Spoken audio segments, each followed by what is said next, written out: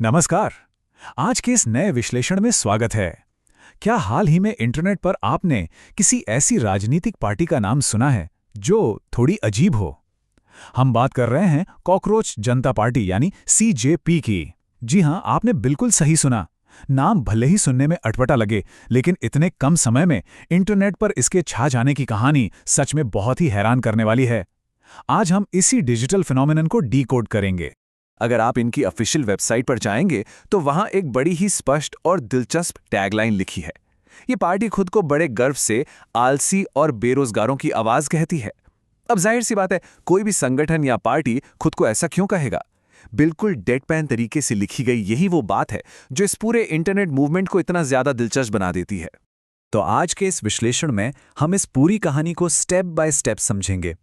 हम देखेंगे कि ये वायरल पॉलिटिकल फिनोमिनन असल में है क्या, इसकी शुरुआत के पीछे की असली वजह क्या थी, सोशल मीडिया पर इसके इतनी तेजी से बढ़ने का राज क्या है, इनका व्यंग्यात्मक घोषणा पत्र क्या कहता है, और अंत में इनकी मेंबरशिप के एकदम अनोखे नियमों पर भी नजर डालेंगे।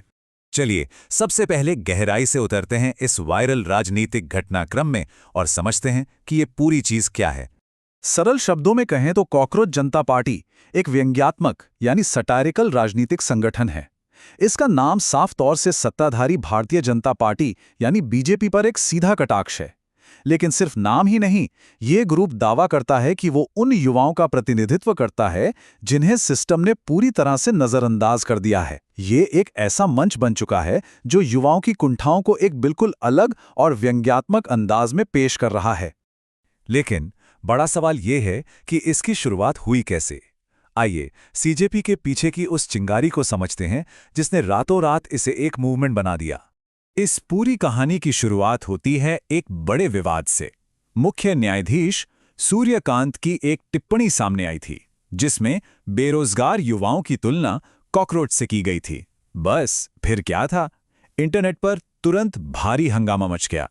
इसी दौरान अभिजीत दीपके नाम के एक 30 वर्षीय युवा जो बोस्टन में नौकरी के लिए जाने की तैयारी कर रहे थे, उन्होंने अपनी योजनाएं रद्द कर दी और इसी गुस्से और हताशा के बीच उन्होंने सीजेपी मूवमेंट की नींव रख दी।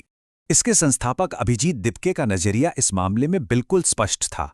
उनका कहना था, जो व्यक्ति हमारी अभिव्यक्ति की स्वतंत्रता की रक्षा करने के लिए बैठा है, वही हमें हमारी राय रखने पर कॉकरोच और परजीवी कह रहा है। ये टिप्पणी उन्हें इसलिए और भी गहराई से आहत कर गई क्योंकि ये सीधे न्यायपालिका के एक बहुत बड़े पद से आई थी। इस आक्रोश ने जो रूप लिया वो सच में देखने लायक था। अब आते हैं उस हिस्से पर जिसने सबको चौंका दिया, इनकी अभूतपूर्व सोशल मीडिया ग्रोथ। ये आंकड़े देखिए, ये बिल्कुल हैरान करने वाले हैं। इंस्टाग्राम पर सत्ताधारी पार्टी बीजेपी के करीब 8.8 मिलियन फॉलोअर्स हैं, लेकिन इस नई और व्यंग्यात्मक पार्टी सीजेपी ने 11 मिलियन फॉलोअर्स का आंकड़ा पार कर लिया है। एक डिजिटल आंदोलन के लिए इतने कम समय में देश की सबसे बड़ी राजनीतिक पार्टी को इस प्लेटफॉर्म पर पीछे छोड़ देना वाकई एक बहुत बड़ी बात है। और ये बात एक और आंकड़े से बहुत ही शानदार तरीके से दर्शाई जा सकती है। दोनों पार्टियों की पोस्टिंग संख्या के बीच का अंतर देखिए। जहां बीजेपी के इंस्टाग्राम अकाउंट पर 18,409 पोस्ट हैं, वहीं सीजेपी ने सिर्फ और सिर्फ 56 पोस्ट के साथ वो विशाल दर्शक वर्ग हासिल कर लिया है। ये साफ दिखाता है कि जब कोई मैसेज लोगों की भावनाओं से सीधा जुड़ता है तो भारी भरकम कोशिशों के बजाय एकदम सटीक व्यंग ही अपना काम कर जाता है। हालांकि इस ऑनलाइन सफलता का असल दुनिया में एक त्वरित परिणाम भी सामने आया। इंस्टाग्राम पर बीजेपी को पीछे छोड़ने के कुछ ही घंटों बाद भारत में सोशल मीडिया प्लेटफॉर्म एक्स पर सीजेपी के अकाउंट को विदहोल्ड यानी रोक दिया गया।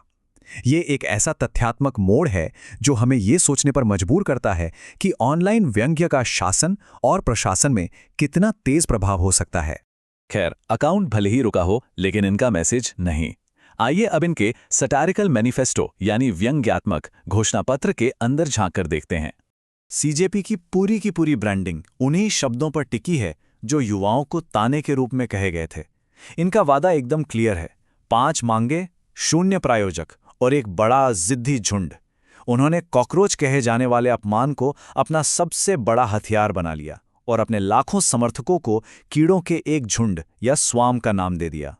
अगर हम इनके आधिकारिक विजन की बात करें तो वो व्यवस्था पर सीधा कटाक्ष करता है। वे बिना किसी लाग लपेट के लिखते हैं, हम यहाँ भ्रष्टाचार को रणनीतिक खर्च का नया नाम देने नहीं आए हैं। हम यहाँ ये पूछने आए हैं जोर से, बार बार और लिखित में कि आखिर पैसा कहाँ गया। ये स्पष्ट रूप से राजनैतिक जवाबदेही की मांग है, जिसे एक बहुत ही तीखे व्यंग के साथ पेश किया गया है। इनका मिशन भी उन्हीं अपमानों पर खड़ा है।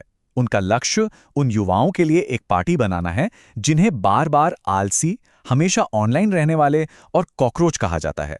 और इसके आगे वो एक बेहद कमाल की लाइन जोड़ते हैं, बाकी सब सिर्फ व्यंग्य है। इनके मैनिफेस्टो को पढ़ने का निर्देश सबसे दिलचस्प हिस्सा है। निर्देश में लिखा है, इसे एक बार पढ़ें, इसे 2 बार पढ़ें, फिर इसे किसी ऐसे व्यक्ति को भेजें जिसे इसे पढ़ने की जरूरत है।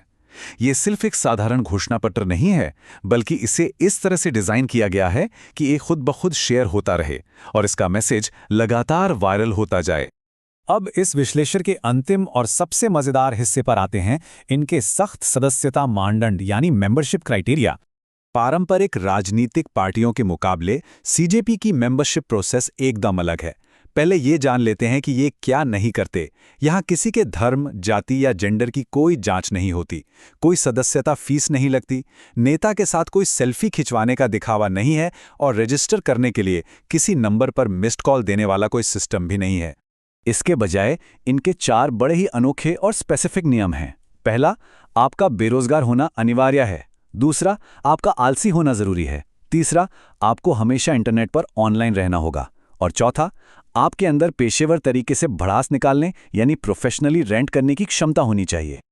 और सबसे हैरान करने वाली बात यह है कि इन मजेदार नियमों के बावजूद आज इस पार्टी के पास 11 मिलियन, जी हां 1 करोड़ 10 लाख से भी ज्यादा सदस्य हैं।